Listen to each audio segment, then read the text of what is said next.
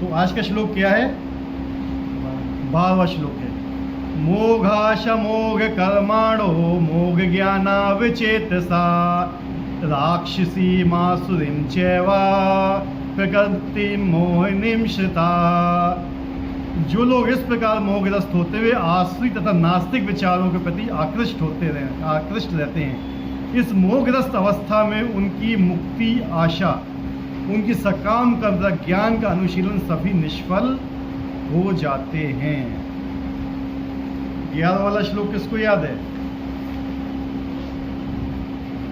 11 में भगवान केवल जब मैं मनुष्य रूप में अवतरित होता हूँ, मूर्ख मेरा उपहास करते हैं, ये मुझ परमेश्वर के दिव्य स्वभाव को नहीं जानते। तो यहाँ पे भगवान उसके आगे बताए, जो लोग इस प्रकार मोहग्रस्त होते हैं वे आश्रित नास्तिक विचारों के प्रति आकृष्ट रहते हैं। नास्तिक मतलब क्या होता है? उसका विच्छेद करो। नास्तिक का क्या होता है?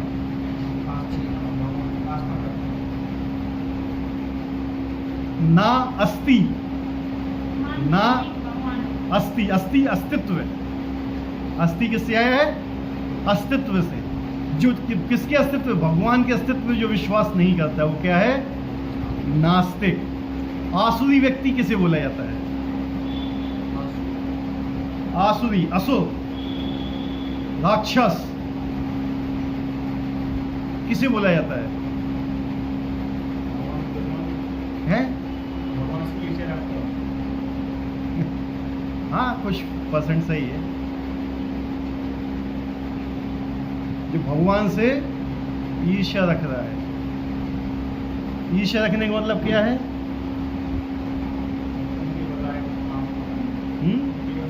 सबसे बड़ा ईर्ष्या क्या होता है? ठीक है, वो भगवान की बात नहीं मान रहा है, ठीक है, बड़ी बात है, तो इसका मतलब ये नहीं होता कि ईर्ष्या कर रहा है। हम भी माता पिता की बात नहीं मानते तो ईर्ष्या नहीं करते हैं ना, मानते नहीं ये बात। हम गुरु की बात भी नहीं मानते, इसका मतलब ये नहीं कि हम उनसे ईर्ष्या कर रहे हैं। लेकिन एक सेंस में देखा जाए तो ईर्ष्या होती भी है उसमें। क्या है? विरोधाभास होता है भगवान का। सबसे मेन चीज क्या है? जिस समय हनुमान जी लंका में गए थे,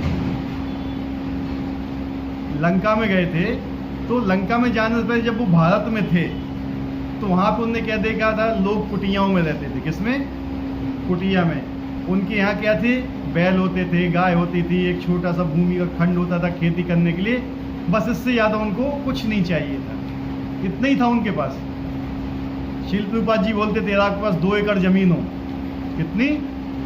2 एकड़ जमीन हो और 2 बैल हो, 2 गाय हो, आप जिंदगी भर खा पी सकते हो, कोई परेशानी नहीं होगी। समझ रहे बात को? 2 एकड़ जमीन, 2 गाय और 2 बैल, इनफ है। इससे ज़्यादा हमें कुछ चाहिए नहीं है। लेकिन जब हनुमान जी वहां गए, कहाँ? लंका में। लंका में गए तो वहां उन्होंने क्या देखा? बड़ी बड़ी मंजिलें हैं, इमारतें हैं, ठीक है, सबके घरों के अंदर से संगीत की ध्वनि आ रही है, ठीक है। कौन से संगीत? भगवान की प्रसन्नता के लिए संगीत नहीं है। मल्टी स्टोरेज बिल्डिंग्स हैं, शाम को मांसाहार हो रहा है, मदिरापान हो रहा है और भोग हो रहे हैं, ये सब चीज चल रहा है वहां पे। नृत्य हो रहा है, नृत्य मंडली में बैठे हुए हैं सब लोग। ये देखा उनने वहां जाके। तो जब लंका में गए तो ऐसी स्थिति तो वहां कौन रहता था? हैं? राक्षस रहते थे ना। और जो आज का सिचुएशन है हमारा, वो कैसा है? हैं? यही है ना? है? हर घर में यही स्थिति है, हर घर में यही स्थिति है। मल्टी स्टोरेज बिल्डिंग बन रही है कि नहीं? सबके अंदर से कौन सी आवाज आ रही है? फिल्मी गानों की। किसी के अंदर भजन की आवाज नहीं आती है। यहाँ तक कि जब देवी की मूर्ति भी रखी जाती है तो भी भजन नहीं चलते हैं, ठीक है। यही होता है। गणपति की रखी है मूर्ति तो भी भजन नहीं चल रहे हैं, फिल्मी गाने चल रहे हैं, ठीक है। तो ये सब चीजें क्या है ना, आसुरी प्रवृत्ति दिखाती हैं। ये है दिखावा। भगवान का नाम है ना, नाम नहीं लेना चाहता ना लोग, कि लोग भगवान का नाम लेने से कतलाते हैं। हाँ, नाम नहीं लेते क्योंकि भगवान से ईर्ष्या करते हैं। वो कहते हैं सब एक ही हैं, किसी में हमें कोई परिवर्तन नहीं देखना है, किसी में हमें वो नहीं देखना है, सब भगवान, उसके अंदर भी हम भी हैं भगवान, वो भी भगवान है। अपने आप को भगवान समझते हैं लोग। ठीक है, कहते हैं कि मेन चीज़ क्या है ना, जब तक हम ये सोचते हैं कि वो आदमी हमसे श्रेष्ठ है, वो आदमी हमसे नीचे है, तब तक हम अंधकार में। जब हम ये समझ लेंगे कि वो हमें कोई अंतर नहीं है, जो वो है वही हम है, तो फिर सब कुछ सही हो गया। तो ये क्या है? ये अज्ञान है सबसे बड़ा। क्या है ये सबसे बड़ा? अज्ञान। भगवान ने गीता में बोला हुआ है दूसरे अध्याय में कि कोई भी ऐसा समय नहीं था जब तुम नहीं थे और मैं नहीं था, या तुम नहीं होगे और मैं नहीं हूँ, तुम नहीं हो और मैं नहीं हूँ। अभी सब हैं, रहते हैं। भगवान अलग है, हम अलग हैं। लेकिन लोग क्या कहते हैं कि भगवान बनना चाहते हैं, ये अपने आप को भगवान समझते हैं। ये सबसे बड़ा एक गलत सिद्धांत है। एक रामदास की कथा आती है चैतन्य चरितमृत में। किसकी? रामदास विश्वास नाम था उसका। श्री गोपाल भट्ट गोस्वामी थे ना, उनके साथ वो चैतन्य महाप्रभु के पास आया था। कौन चैतन्य महाप्रभु को जानता है? नहीं जानते हो? हैं? कौन थे चैतन्य महाप्रभु? तो शांति जी, कहाँ पे दिमाग है? चैतन्य महाप्रभु को जानते हो? हैं? कौन है चैतन्य महाप्रभु? हैं? ये चैतन्य महाप्रभु का ही आंदोलन है। ये चैतन्य महाप्रभु भगवान है स्वयं, राधा और कृष्ण के युगल अवतार। उनके राधा और कृष्ण दोनों सम्मिलित रूप में हैं चैतन्य महाप्रभु के शरीर के अंदर। चैतन्य महाप्रभु का शरीर और आत्मा में कोई अंतर नहीं है। वो समा गए थे टोटा गोपीनाथ में जाके, उनका शरीर नहीं छूटा था। ठीक है, वो स्वयं राधा और कृष्ण है। ठीक है, उनका ही संप्रदाय है चैतन्य महाप्रभु। ठीक है, चैतन्य महाप्रभु जब यहाँ पे आए तो राधा जी का भाव लेके आए, राधा जी का कलर लेके आए। ठीक है, राधा भाव में थे वो। उन्हें सिखाया कि भक्ति कैसे करना चाहिए भगवान की। आज से 1000 साल पहले कोई आदमी वृंदावन को नहीं जानता था, पता है? 1000 साल पहले की बात बता रहा हूँ। चैतन्य महाप्रभु का आविर्भाव कब हुआ था? है 1486 में। कब हुआ था? 1486 में हुआ था चैतन्य महाप्रभु का। 1486। कितना साल हो गया आज के? 600-700 हो गया ना, 600 समथिंग है। 486, 1486 में हुए थे। ठीक है, 1986 तक 500 साल हो गए। ठीक है, 86 से अभी लगा लो कितने हो गए? 30, 530 साल लगभग है। 638 हुआ 1486 से 538 ना, 538 साल के आसपास। उससे पहले चले जाओ 600 साल मान लो। 1000 तो हमने बहुत ज़्यादा हो दिया। 600 साल मान लो। 600 साल पहले वृंदावन था ही नहीं कुछ। ठीक है, वृंदावन की खोज किसने की थी? जो आज जाते हो ना वृंदावन में, षड गोस्वामी। सही बोला उन्होंने। उससे पहले भी गए थे श्री लोकनाथ गोस्वामी महाराज, श्री भूगर्भ गोस्वामी महाराज। ये कहाँ से गए थे? क्योंकि जब मुसलमानों का आक्रमण हुआ था इंडिया में, उनने सारे मंदिरों को ध्वस्त कर दिया था। जो पुजारी थे, भगवान के जो विग्रह थे, उनने कहीं उनको दबा दिया, कहीं कुएं में डाल दिए, कहीं यहाँ किया, और सब भाग गए। ठीक है, जिस समय मोहम्मद गौरी, मोहम्मद गजनबी वगैरह आए थे, और वृंदावन क्या हो गया? सब उजड़ गया, कुछ भी नहीं बचा था वृंदावन में। लोग राधा रानी का नाम भी नहीं जानते थे। भारत के अंदर 600 साल पहले, समझ रहे? राधा रानी का नाम कौन लेके आया था, बता सकता है कोई? हैं? ये तो बहुत बाद में है, इसी में है उनकी फोटो है। सबसे पहले राधा रानी का नाम लेके कौन आया था? उससे पहले लक्ष्मी और नारायण की पूजा होती थी, ठीक है। राधा रानी का अस्तित्व कोई नहीं जानता था, राधा रानी का क्या भाव है कोई नहीं जानता था, ठीक है। जो हरिवंश महाप्रभु बता रहे हैं ये वो किसके शिष्य थे? शील गोपाल भट्ट गोस्वामी महाराज। कौन से उसके थे इस परंपरा के? वो शील गोपाल भट्ट गोस्वामी गौड़ी वैष्णव। उनके शिष्य कौन हुए? हरिवंश जी, उनकी शिष्य परंपरा में आते हैं वो। और जो नाम लेके आया था राधा रानी का वो थे माधवेंद्रपुरी। कौन थे? माधवेंद्रपुरी। इसमें है नाम, देखो यहाँ से तीसरे हैं ऊपर, हैं महाप्रभु के गुरु शील माधवेंद्रपुरी नाम थे। ये गोलोक से इन्होंने ही राधा तत्व समझाया था, इससे पहले कोई राधा जी का नाम जानता भी नहीं था। जितने लोग आज जो चिल्लाते हैं ना वृंदावन में राधे राधे राधे राधे, आया कहाँ से है? ये गौड़ी वैष्णव परंपरा से। कोई साधारण परंपरा नहीं है गौड़ी वैष्णव, बहुत पुरानी परंपरा है। और वृंदावन की खोज किसने की? षट गोस्वामी ने। कहा कि कौन सी परंपरा के हैं वो? कहाँ के हैं? गौड़ी वैष्णव परंपरा के हैं। कहाँ से आए थे वो लोग?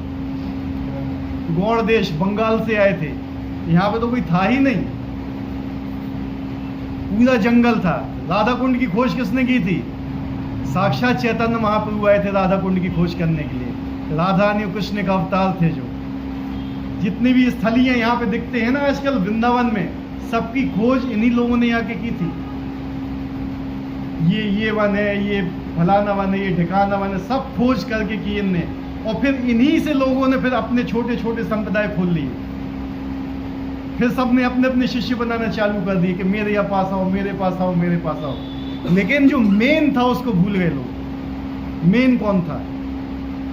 कितने लोग माधवेंद्रपुरी को जानते हैं जो स्वयं राधा जी का नाम लेके आए हैं, राधा जी के तत्व को लेके आए हैं? राधे राधे तो सब बोलते हैं, उनको कौन जानता है? अभी 12 तारीख को ही उनका आविर्भाव दिवस था, कितने लोग जानते हैं उनको? शील सनातन गोस्वामी।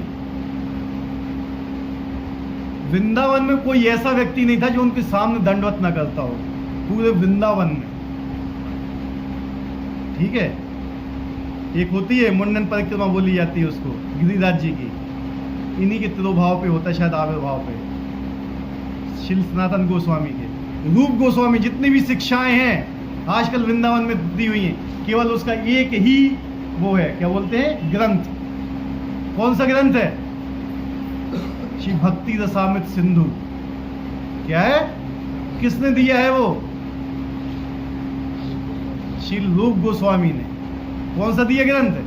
भक्ति रसामृत सिंधु। उसी से ही जो छोटे छोटे लोगों ने ग्रंथ बना लिए, वो कहते हैं कि हमारे ही हमारे, लेकिन भक्ति रसामृत सिंधु के सामने टिकने वाला एक भी ग्रंथ आज तक उपस्थित नहीं है। हरि भक्ति विलास किसने दिया है? कि वैष्णव को कैसे रहना चाहिए, क्या परंपरा होती वैष्णव की,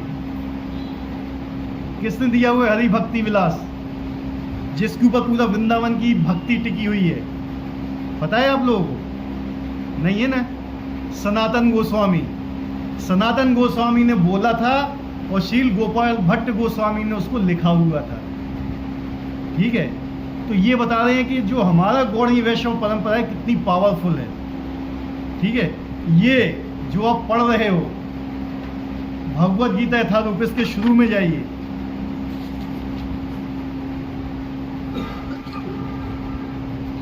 समर्पण जहां लिखा हुआ है,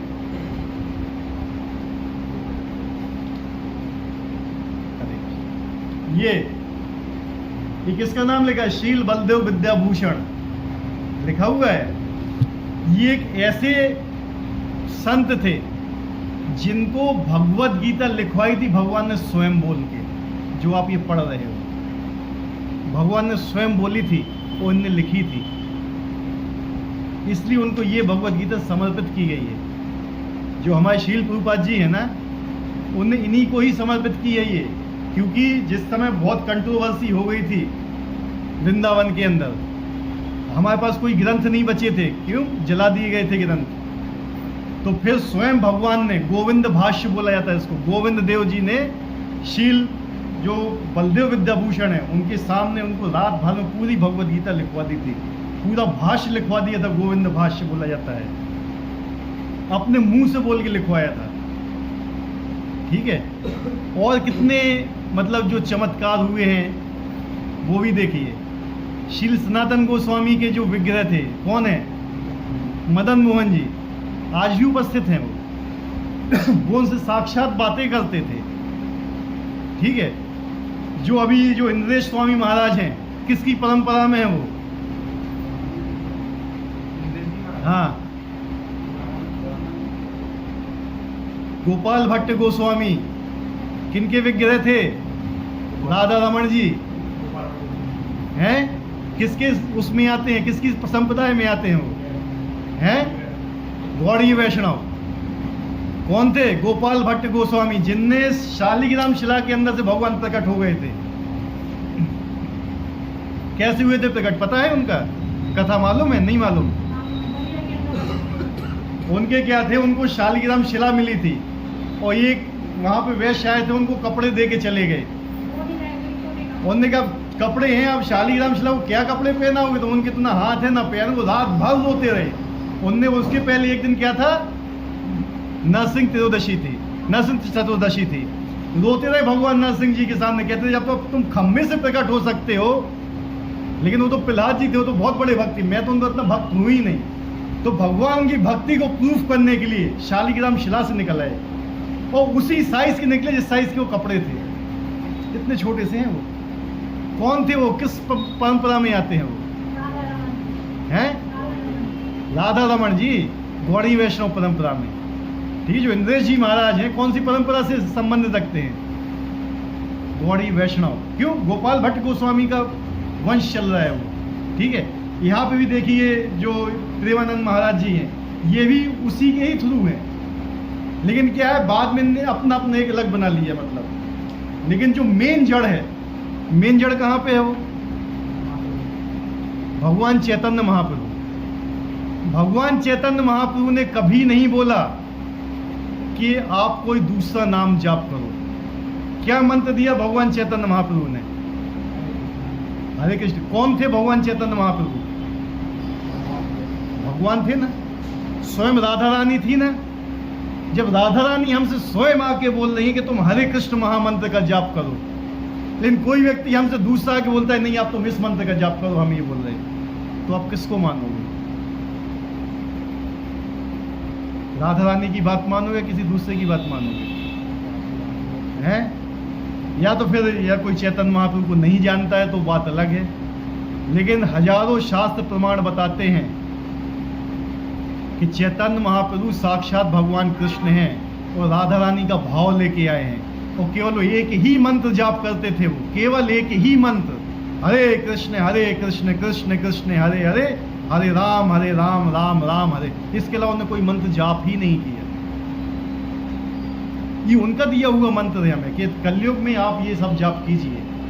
ठीक है, स्वयं किसने, कौन दे रहा है मंत्र? ये स्वयं राधा रानी तो भगवान दे रहे हैं ये मंत्र, और कोई दूसरा नहीं दे रहा है। जब भगवान कोई चीज देते हैं तो उसकी वैल्यू होती है। ठीक है, तो यहाँ पे भी बता रहे हैं कि जो लोग इन मंत्रों को नहीं मानते हैं, जो लोग भगवान को नहीं मानते हैं, वो कौन होते हैं? यही बता रहे हैं यहाँ पे, आसुरी। ऐसे अनेक भक्त जो अपने को कृष्ण भाव तथा भक्ति में रत दिखलाते, किंतु अंतःकरण में भगवान कृष्ण को परम ब्रह्म नहीं मानते। ऊपर से दिखाएंगे कि हम बहुत भक्ति कर रहे हैं, हम ये कर रहे हैं, हम वो नियम पालन करें, हम ढिकाना नियम पालन करें, लेकिन अंदर से नहीं मानते भगवान को। अंदर से क्या मानते हैं कि मैं स्वयं भगवान हूं, मैं स्वयं भगवान बन जाऊंगा एक दिन भक्ति करके। हिरण्यकश्यप भी यही सोचता था, तपस्या करके मैं स्वयं भगवान बन जाऊंगा एक दिन। रावण भी यही सोचता था, कंस भी यही सोचता था। तो जब हम ये सोचेंगे तो हम इनमें क्या अंतर है? कंस क्या बोलता था? बोलो कंस भगवान। रावण क्या बोलता था? अहम ब्रह्मास्मि। बोलता था ना, हिरण्यकश्यप क्या बोलता था, मैं ही भगवान हूं, मेरी पूजा करो। लेकिन प्रहलाद जी क्या बोलते थे, उन्होंने नहीं माना था भगवान। ठीक है, यही अंतर है भगवान के भक्त में और एक असुर में। आपको दिखेगा वैसा ही, ठीक है, ये कपड़े पहन के, कंठी धारण करके, बाल बड़े होके या बाल घुटा के या तिलक लंबा लगा के या दाढ़ी लंबी बढ़ा के कोई भक्त नहीं बनता है, कोई भी भक्त नहीं बनता है। ये सब तो क्या है, बाहरी आवरण है ये।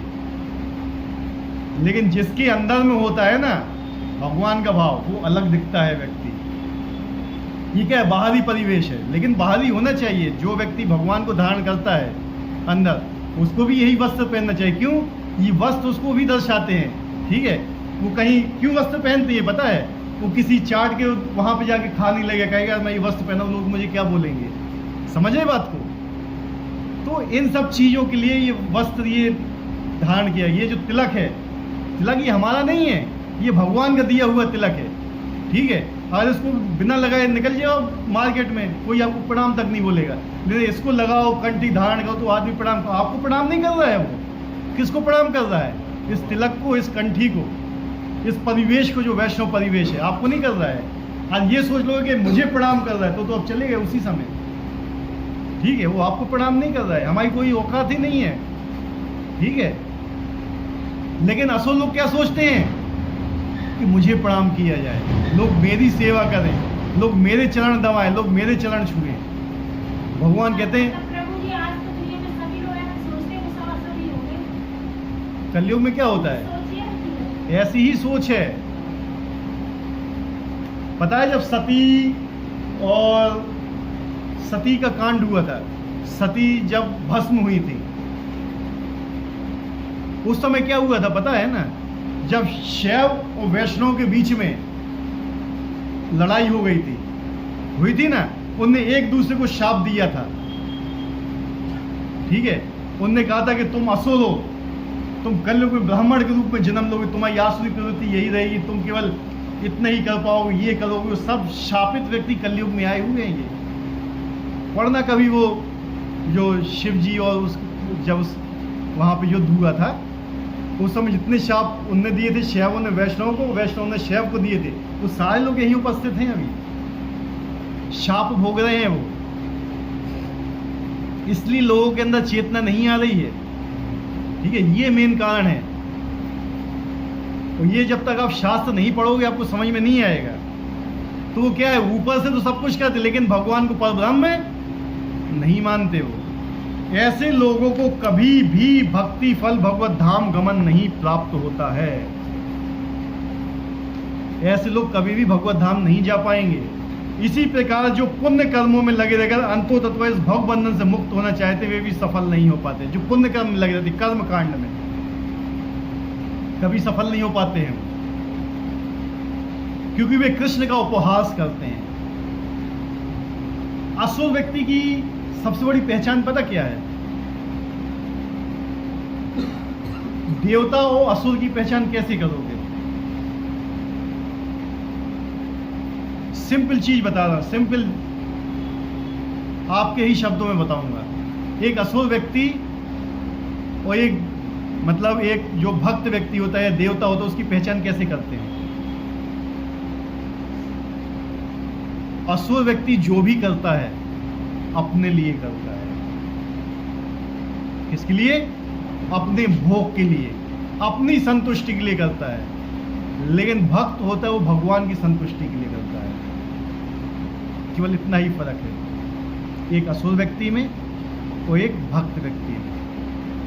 अगर हम भगवान की इच्छा के अनुसार ही सारे कार्य कर रहे हैं तो हम भक्त कहलाने योग्य हैं।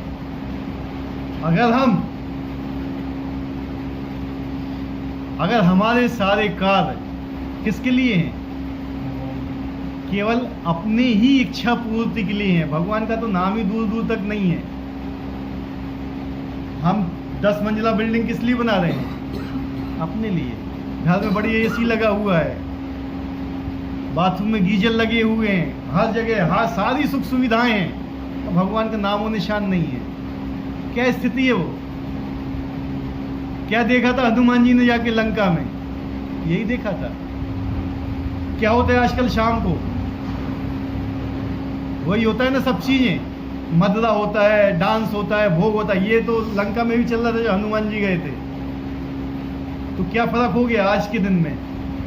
वही सभ्यता है, कुछ नहीं बदला, ठीक है। लेकिन अगर कहते हैं कि हमें राम राज्य लेके आना, तो राम राज्य तो सबको ही लाना चाहते, लेकिन राम को लाना नहीं चाहता है। अपने हृदय के अंदर राम को प्रकट कीजिए, कम से कम उनका नाम तो लाइए एटलीस्ट जिह्वा के ऊपर, वो भी नहीं लाना चाहते हैं लोग।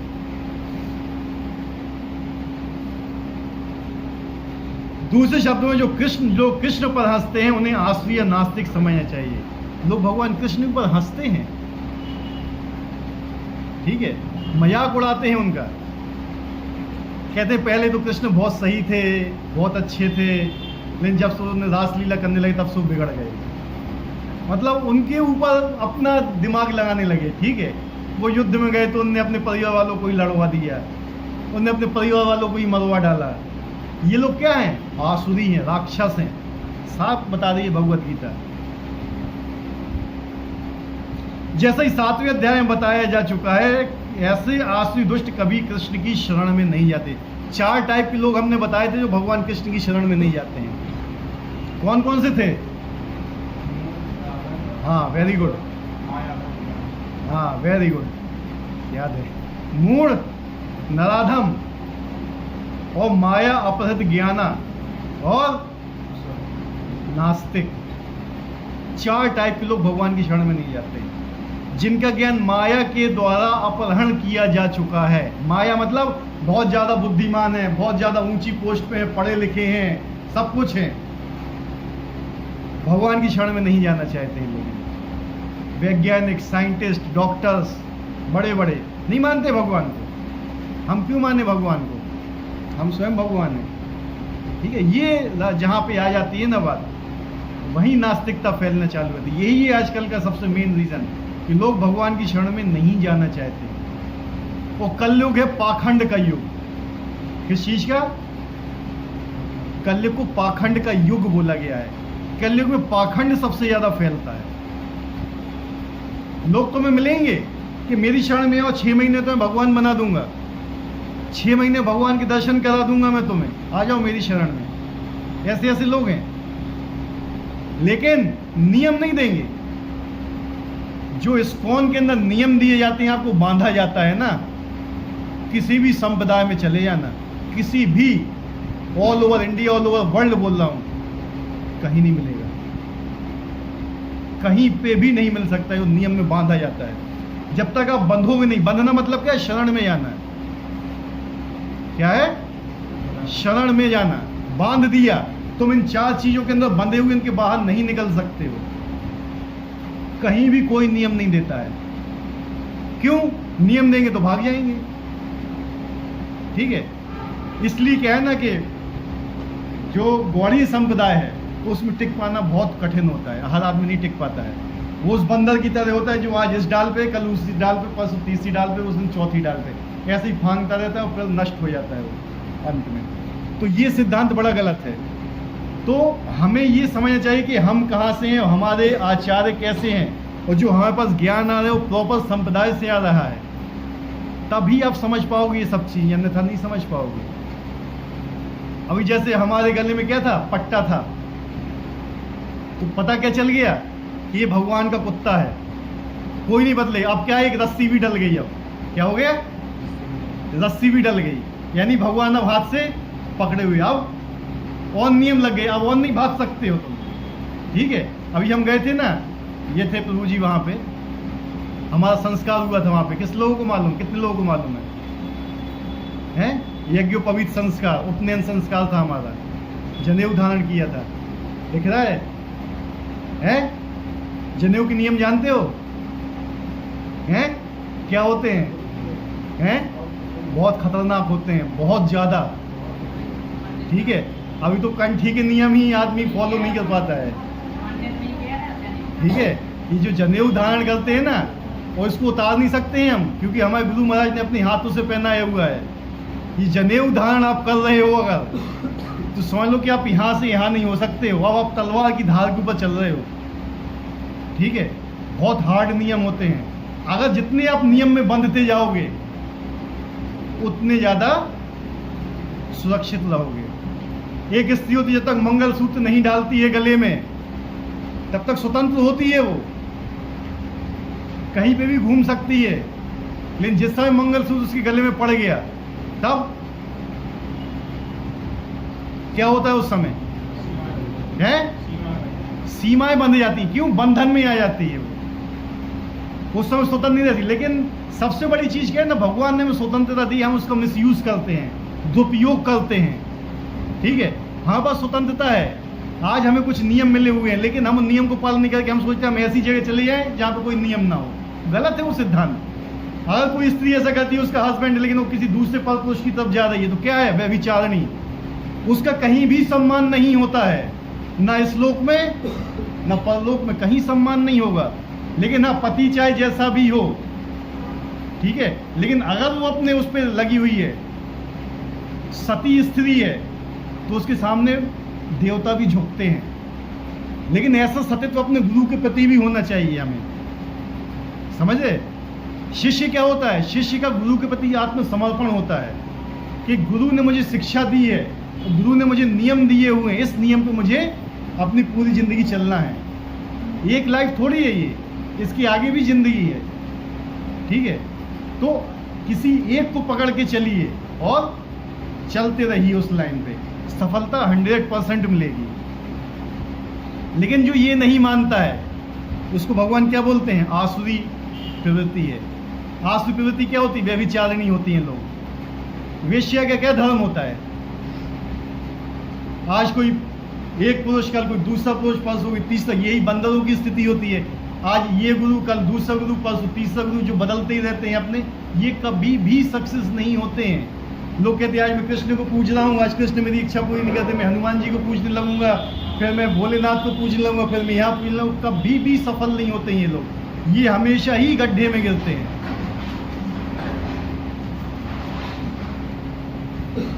अतः परम सत्य तक पहुंचने के उनके मानसिक चिंतन में इस मिथ्या परिणाम को प्राप्त कराते हैं। एक सामान्य जीव तथा कृष्ण एक समान है। लोग क्या बोलते हैं कि सबको भगवान के समक्ष देखना चाहिए, उसको भगवान के रूप में देखना चाहिए। भगवान उसके अंदर परमात्मा रूप में विद्यमान है, वो तो हम मानते हैं, लेकिन उसको भगवान समझना ये सिद्धांत गलत है। क्योंकि हृदय में परमात्मा के साथ 6 चीजें और रहती हैं। कौन कौन सी चीज होती हैं बताइए? हृदय में परमात्मा के साथ साथ लोग कहते हैं सबके हृदय में भगवान है तो उनको मानना चाहिए, उनको भगवान की तरह मानना चाहिए। उसके हृदय में भगवान के अलावा और भी 6 चीजें होती हैं। क्या क्या होता है? परमात्मा के अलावा हृदय में क्या क्या चीजें होती हैं? काम, क्रोध, लोभ, मोह, मद, मत्सर। लेकिन जो व्यक्ति भगवत भक्ति में बड़ा रहता है ना, उनको भगवान की आवाज समझ में आती है कि ये भगवान बोल रहे हैं। अगर कोई व्यक्ति यहाँ आया, मैं उसको सीधा बोलूं कि ये पंखा खोल दो और 6-7 बटन लगे हुए हैं, कौन सा दबाएगा वो? है? कौन सा बटन दबाएगा? उसको तो पता ही नहीं पंखे वाला बटन कौन सा है? लेकिन जो व्यक्ति यहाँ पे है वो उससे बोलेगा यहाँ से बीच वाला बटन दबा दो, मतलब पंखा चलने लगेगा ना। समझ रहे आप मेरी कहने की बात? हृदय में परमात्मा है, लेकिन क्या उनकी आवाज आप सुन रहे हो? उनकी आवाज आप पहचानते हो? काम भी बोल सकता है, क्रोध भी बोल सकता है, लोभ भी बोल सकता है, मोह, मद, मत्सर। आजकल जितने भी लोग हैं जो भक्ति में लगे हुए हैं, 99% लोग कृष्ण का प्रेम नहीं चाहते हैं। हकीकत बता रहा हूं मैं, इस सीट पे बैठ के, ये गीता भी बोलती है, 99% लोग भगवान को नहीं चाहते, भगवान की ऐश्वर्य को चाहते हैं। 99% लोग जितने भी भक्ति में देखेंगे ना, तो मैं हर जगह, ये मैं जो बात बोल रहा हूँ बहुत इंपॉर्टेंट बात बोल रहा हूँ। अगर जब भी आप लोग भक्तों के संपर्क में आए तो बहुत सोच समझ के आना। 99% लोग भगवान को नहीं चाहते हैं, भगवान का प्रेम नहीं चाहते। और जीवन का उद्देश्य क्या है? भगवान का प्रेम, भगवत प्रेम, कृष्ण प्रेम प्राप्त करना है। लेकिन हर आदमी नहीं चाहता है। 99% लोग लगे हुए किसके लिए? सब चीजें चाहते, लेकिन भगवान को नहीं चाहते। भगवान को तब तक चाहेंगे तब तक वो चीज मिलती रहेगी। और जिस दिन जरा से भी गड़बड़ हुई, खत्म खेल। आजकल की लोगों की मेंटलिटी ही ऐसी है, इसलिए डाइवोर्स भी होते हैं कि नहीं? आजकल डाइवोर्स क्यों बढ़ गए हैं? मेंटलिटी क्या हो गई लोगों की? ठीक है, जब तक हमारा बन रहा है तो ठीक है, नहीं तो उसके बाद तुम अपनी रास्ता पकड़ो, हम अपनी, हमें तुमसे कोई मतलब नहीं। यही भगवान के प्रति हमारी रीति है। जब तक हमारा हो रहा है तब तक तो ठीक है, तब तक तुमने हमें देना बंद कर दी हमारी इच्छा के अनुसार तो व्यर्थ है। हमें भगवान की सेवा करना है उनकी इच्छा के अनुसार से। आज हम अपनी इच्छा से भक्ति करते तो वो भी एक इंद्रिय तृप्ति है। ठीक है, ये बहुत अलग विषय है। ठीक है, भक्ति को समझना बहुत कठिन है। भक्ति केवल वही व्यक्ति दे सकता है जो शुद्ध परंपरा में टिका हुआ है। इसलिए इसको आज चल रहा है। रूपा जी गए हुए कितने साल हो गए हैं? 1977 में गए थे वो, लगा लो कितने साल हो गए हैं? 45-46 साल हो गए, 47 साल 48 साल हो गए ना रूपा जी हो गए। इस्कॉन में कुछ बदला? 47-48 साल में कुछ भी नहीं बदला। और संप्रदाय उठा के देख लेना, एक आदमी गया पूरा संप्रदाय ऐसा गिरता है जैसे ताश का महल होता है ना, वैसा गिरता है। लोग ये हथियाने को सोचते हैं, वो गुरु बनने को सोचता है, वो गुरु बनने को सोचता है, वो गुरु, आपस में लड़ छोड़ के सब खत्म खेल। ठीक है, इसलिए टिका हुआ है।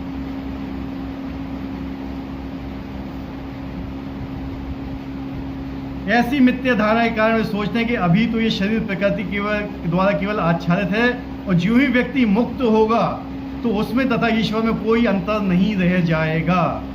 कृष्ण समता का ये प्रयास भ्रम के कारण निष्फल हो जाता है। इस प्रकार का आश्रित और नास्तिक ज्ञान अनुशीलन सदैव व्यर्थ रहता है। यही इस श्लोक का संकेत है। ऐसे व्यक्तियों के लिए वेदांत सूत्र तथा उपनिषदों जैसे वैदिक वाड्यम्य के ज्ञान का अनुशीलन सदा निष्फल होता है। जो कृष्ण की शरण में नहीं जाता है। एक व्यक्ति हमें मिले थे ट्रेन में, उन्होंने हमारा तिलक देखा, हम धोती कुर्ता पहने हुए थे, आए पास में, कहते कहाँ जा रहे? हमने कहा वृंदावन जा रहे। कहते मैंने 35 भागवत कथा कराई है। हमने कहा बहुत अच्छी बात है। इसी बात हुई, हमने कहा भगवान कौन है? कि सब भगवान। क्या बोले? क्या फायदा हुआ 35 भागवत कथा कराने का? है कुछ फायदा हुआ? 35 भागवत कथा करा ली, उनसे पूछा भगवान कौन है? भगवान ही नहीं बता पा रहे कि भगवान कौन है। जबकि साक्षात लिखा है कृष्णस्तु भगवान स्वयं, लिखा हुआ है ना। भगवान को ही नहीं जानते। कह रहे हम 35 भागवत कथा करा चुके। तो मतलब क्या सीखा इनने? कुछ सीखा? 35 भागवत कथा करा के क्या सीखा? जब तुम्हें यही पता नहीं कृष्ण ही स्वयं भगवान है, तो फिर क्या फायदा इतनी भागवत कथा कराने से? वेदों का पूरा अध्ययन कर लिया, वेदों का पूरा अध्ययन कर लेते हैं वेदवादी लोग, ये नहीं जान पाते कि कृष्ण भगवान है। तो क्या फायदा हुआ उनका इतना वेदों का अध्ययन करने का? कोई फायदा हुआ? नहीं हुआ ना। तो यही चीज भगवान यहाँ बता रहे हैं कि लोग पूरे वेदों का अध्ययन कर लेंगे, ये कर लेंगे, वो कर लेंगे, लेकिन ये नहीं जानते हैं कि भगवान कौन है। और ना उनकी शरण के, जब भगवान जानेंगे नहीं तो उनकी शरण ग्रहण कौन करेगा?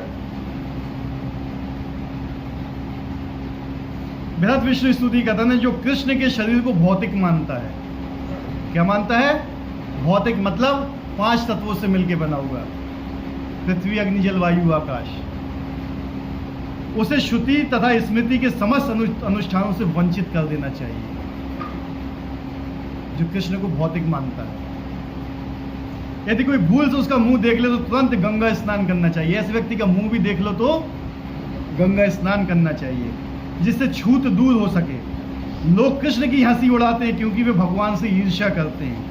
उनके भाग्य में जन्म जन्मांतर तक नास्तिक तथा असुर योनियों में रहे आना लिखा है। उनका वास्तविक ज्ञान सदैव के लिए भ्रम में रहेगा और धीरे धीरे सृष्टि के गहनतम अंधकार में गिरते जाएंगे। क्या बताया जा रहा है? जो कृष्ण को नहीं मानता है वो कुछ भी कर ले, कुछ भी कर ले, जाएगा वो नरक में ही। मैं नहीं बोल रहा हूँ, ब्रज विष्णु स्तुति बोल रही है, ठीक है।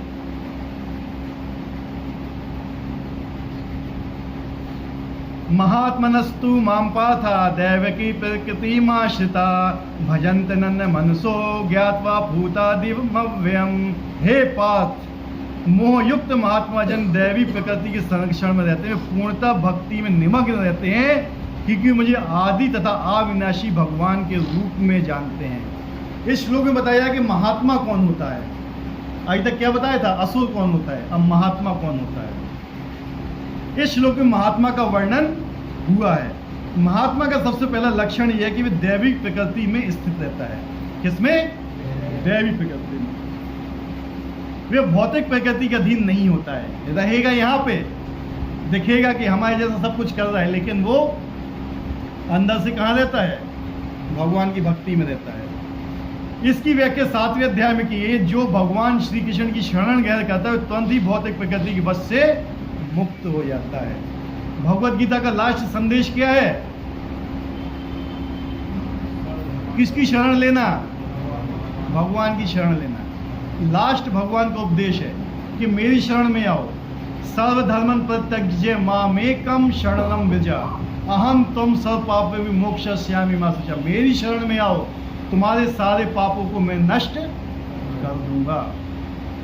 भगवान डिक्लेयर कर रहे हैं, तो मेरी शरण में आओ तो हम पापों को नष्ट करने के लिए कभी ये अनुष्ठान कराते, कभी वो कराते, कभी फलाना करते, कभी ढकान, लेकिन जो भगवान ने बोल दिया वो नहीं करते हैं। उनकी शरण में आना चाहिए हमें, ठीक है, उनकी शरण में ही नहीं आते हैं। शिव जी को भी एक बार अहंकार हो गया था। किसको? शिव जी को भी। जब भगवान ने मोहिनी रूप लिया था, मोहिनी रूप क्यों लिया था भगवान ने? हैं? किसको? राक्षसों, राक्षस थे ना, देव और दानव। देवताओं का जो अमृत था वो किसके पास पहुंच गया था? दानवों के पास। तो भगवान ने किसका रूप लिया था? क्यों रूप लिया था? देवता तो आकर्षित नहीं हुए थे। आकर्षित कौन हुआ था? असुर। समझे मैं क्या कहना चाहता हूं? समझे? देवताओं का जो कलश था, अमृत का कलश, किसके पास था? मोहिनी के पास था। उन्होंने कहा आप जिसको देना चाहो दे दो, हमें कोई फर्क नहीं पड़ता है। असुर लोग ने ये बोला हुआ था कि हे देवी, आपको जिसको देना है दे दीजिए, ठीक है, बस आप हमारे साथ रहिए। भगवान को जब असुरों को मोहित करना होता है तो किसका अवतार लेते हैं? स्त्री का अवतार लेते हैं। इस जो आसुरी प्रवृत्ति के लोग होते हैं वो स्त्रियों को मोहित होते हैं, लेकिन जो दैवी प्रकृति के लोग होते हैं वो मोहित नहीं होते हैं। इसका उल्टा भी होता है, ठीक है। जो आसुरी प्रवृत्ति की स्त्रियां होती हैं वो पुरुषों के ऊपर मोहित होती हैं। जो दैवी प्रकृति की स्त्रियां होती हैं वो पुरुषों पर मोहित नहीं होती हैं। तो दोनों तरीके से सोचना चाहिए इसको। तो जब भगवान ने अवतार लिया मोहिनी मूर्ति का, उस समय शिव जी कहाँ थे?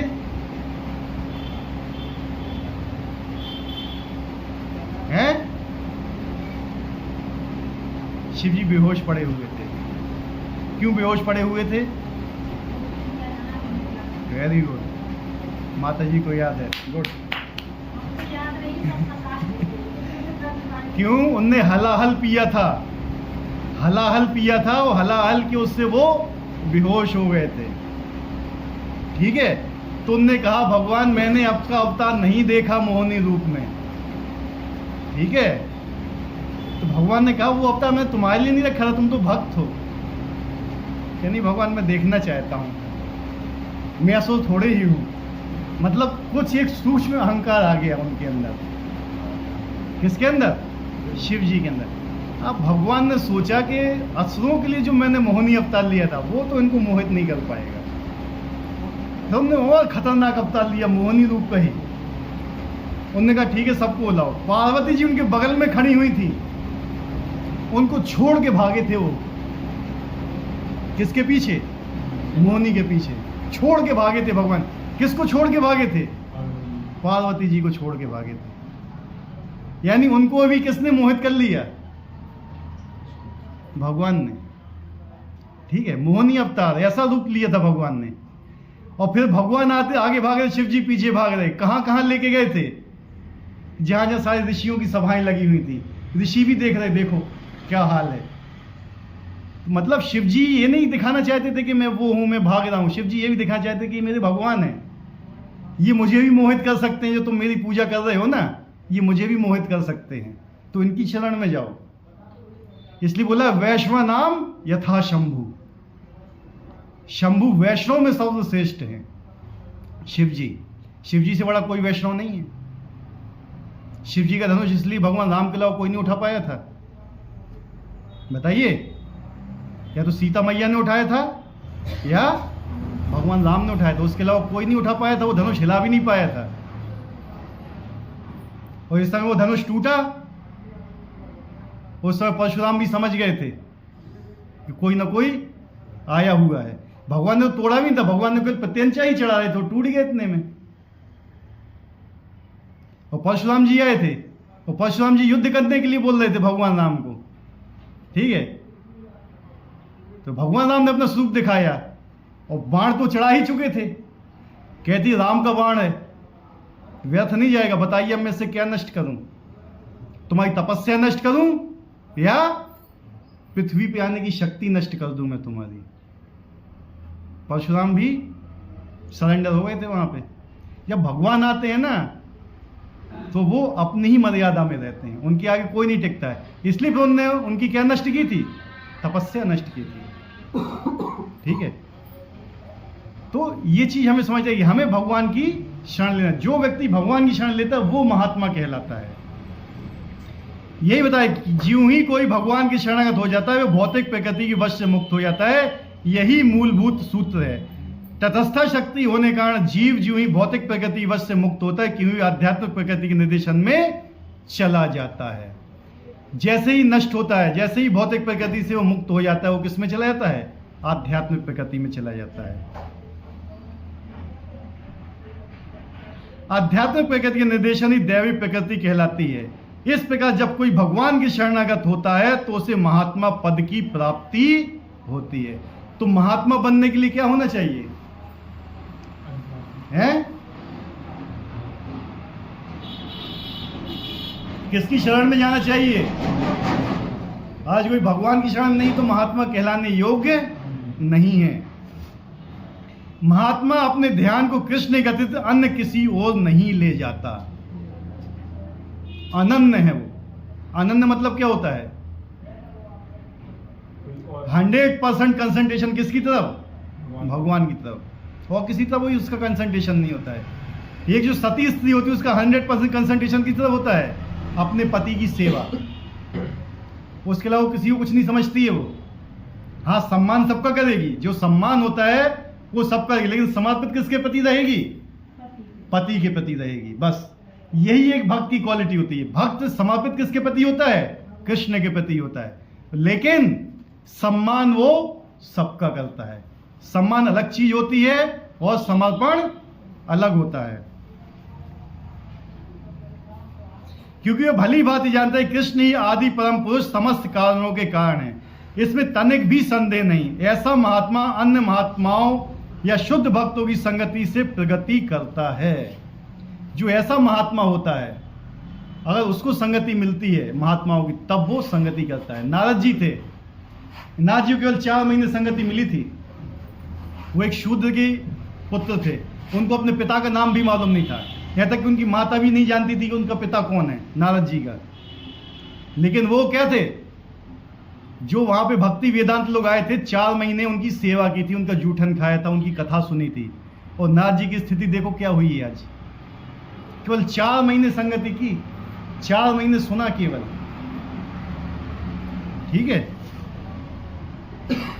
शुद्ध भक्त तो कृष्ण के अन्य स्वरूप या चतुर्भुज महाविष्णु रूप से भी आकर्षित नहीं होते हैं। जो कृष्ण के भक्त होते हैं ना, वो नारायण से भी आकर्षित नहीं होते हैं। गोपियां जिस समय रासलीला हो रही थी, भगवान अंतर्ध्यान हो गए थे रासलीला से, मालूम है आप लोगों को?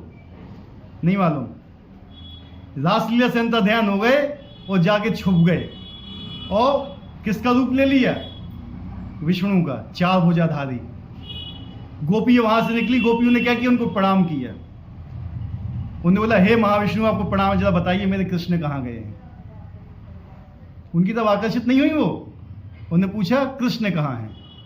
लेकिन जब राधा रानी आई वहीं पे समक्ष, तो भगवान के दो हाथ अपने आप गायब हो गए।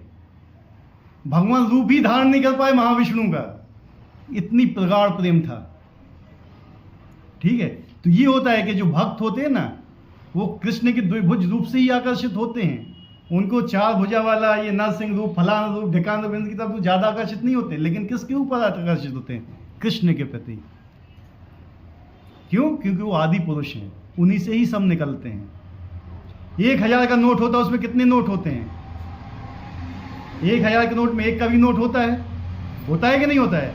2 का भी होता है, 5 का भी होता है, 10 का भी होता है, 100 का भी होता है, 200 का भी होता है, 500 का भी होता है। सारे नोट 1000 के नोट में होते हैं ना? नहीं होते हैं। Right wrong?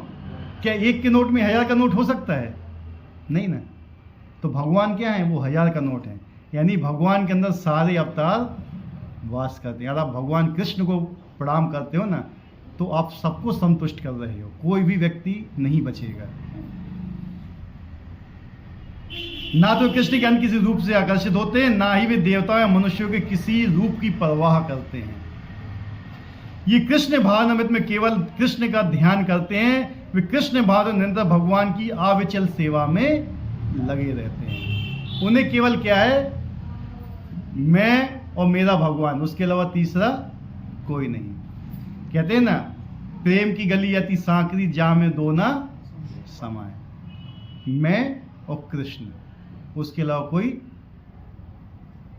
कोई नहीं। ये होती है भक्ति। ठीक है, लेकिन आजकल आदमी क्या है? चलो कृष्ण भी हैं, चलो ये भी हैं, चलो ये भी हैं, चलो ये भी हैं, चलो ये भी, सबको साथ लेके चलते हैं। कृष्ण ऐसे से प्रसन्न नहीं होते। वो कहते हैं कि मेरे प्रति आपका पूरा समर्पण होना चाहिए। जितना समर्पण आपका कृष्ण के प्रति होगा, उतना समर्पण कृष्ण का आपके प्रति भी होगा। द्रौपदी का 100% समर्पण किस पे था? जब उसका चीरहरण हो रहा था, उसने किसी अपने पांडव को पुकारा था? हैं? पुकारा था किसी को? नहीं। 5 पांडव इतने बलवान थे कि पूरे संसार को जीत सकते थे वो।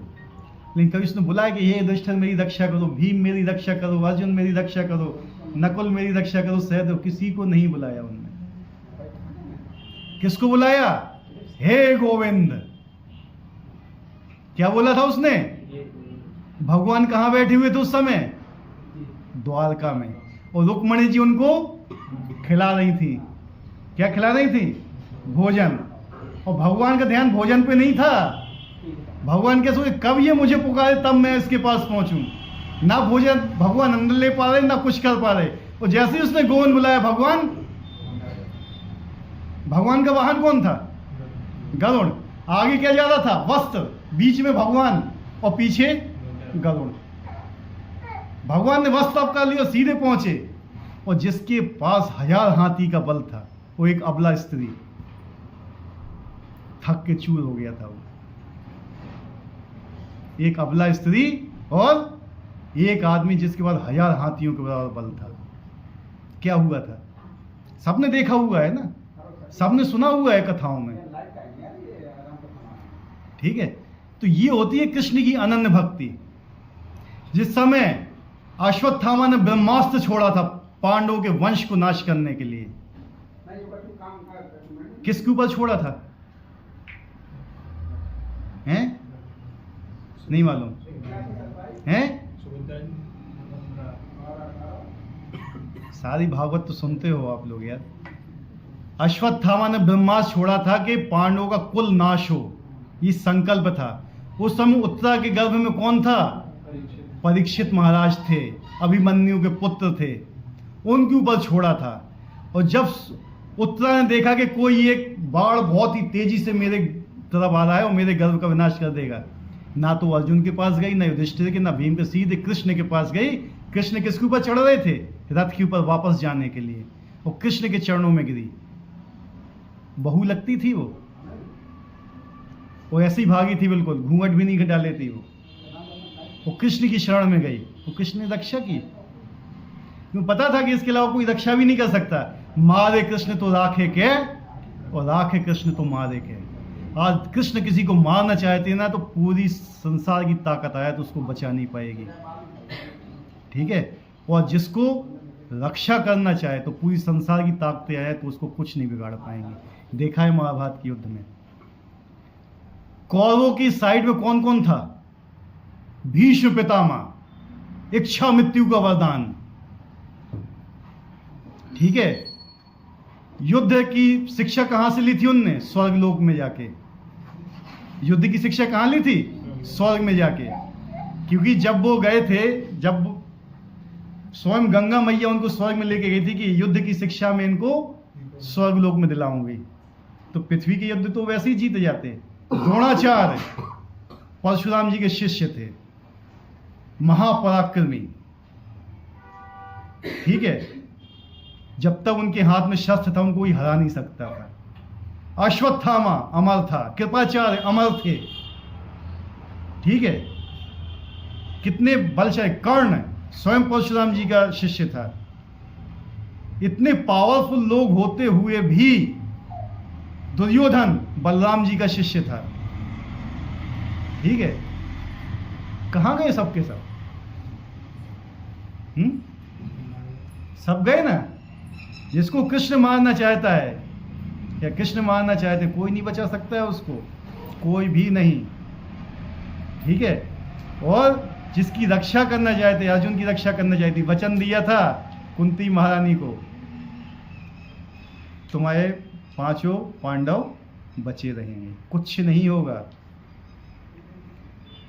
जिस समय अर्जुन ने शपथ खाई थी, क्या शपथ खाई थी?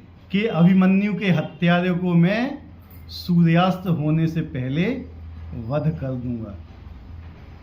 अर्जुन तो क्या थे, शपथ ले ली और सो गए। भगवान को रात भर नींद नहीं आई। पढ़ लेना महाभारत, भगवान को रात भर नींद नहीं आई। वो कह रहे देखो ये कैसे सो रहा है। अर्जुन को उठाया कि कुछ प्लान बनाओ। कह रहे माधव आप हो तो मुझे क्या प्लान बनाने की जरूरत है?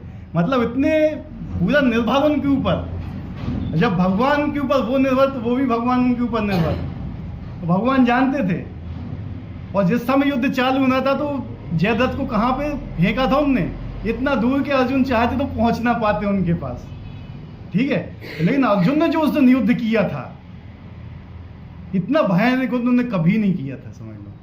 उन्होंने कहा था कि आज चाहे पूरे देवता, पूरे असुर, पूरे दानव, नाग, गंधर्व सब आया तो भी आज नहीं रोक पाएगा। लेकिन समय नहीं था उस दिन। आज इतने विकराल रूप में थे ना कि उनको कोई नहीं टिक सकता था उनके आगे। सब हार गए थे उनके आगे, कोई भी नहीं टिक बचा था। लेकिन क्या था? हाँ, तो भगवान ने फिर क्या किया था? हैं? बस ऐसे ही बोला कि हाँ रुक जाओ भी, ठीक है। अब भगवान कहते सूर्य पालन नहीं करेगा तो कौन करेगा, ठीक है। सूर्य ने दिखा दिया, कुछ आ गया बादल बीच में, कोई बोलते चक्र आ गया, छिप गया, कुछ माया ऐसी फैलाई, निकल आए जयद्रथ बाहर। हैं? कौन सा अस्त्र छोड़ा था? हाँ, वेरी गुड, पाशुपतास्त्र छोड़ा था। जयद्रथ को क्या वरदान था? जो उसका सिर काट, उसके पिताजी ने उसको वरदान दिया था, जो उसका सिर काटेगा, जो उसका नहीं काटेगा, नहीं, जिसके वजह से जमीन उसका सर जमीन पे गिरेगा वो भी नष्ट हो जाएगा। तो भगवान ने कहा जिसने उसको वरदान दिया उसको भी नष्ट करना पड़ेगा। और जिस समय छोड़ा उनने तो उनके पिता कहाँ तपस्या कर रहे थे? कुरुक्षेत्र के आसपास थे कहीं। उनकी गोद में जाके गिरा, गोद में गिरा तो उनने हाथ में देखा और गिर गया, दोनों खल्लास। यानी जो दुष्ट है और जो दुष्ट की रक्षा करता है, दोनों का नाश होता है। भगवान सर्वज्ञ हैं, वो सब जानते हैं। और भी भगवान ने बहुत रक्षा की। युद्ध तो वास्तव में भगवान ही लड़ रहे थे। ये क्या थे? अर्जुन लोग केवल एक क्या थे? ये प्यादे थे बीच के। युद्ध तो वही लड़ रहे थे पूरा।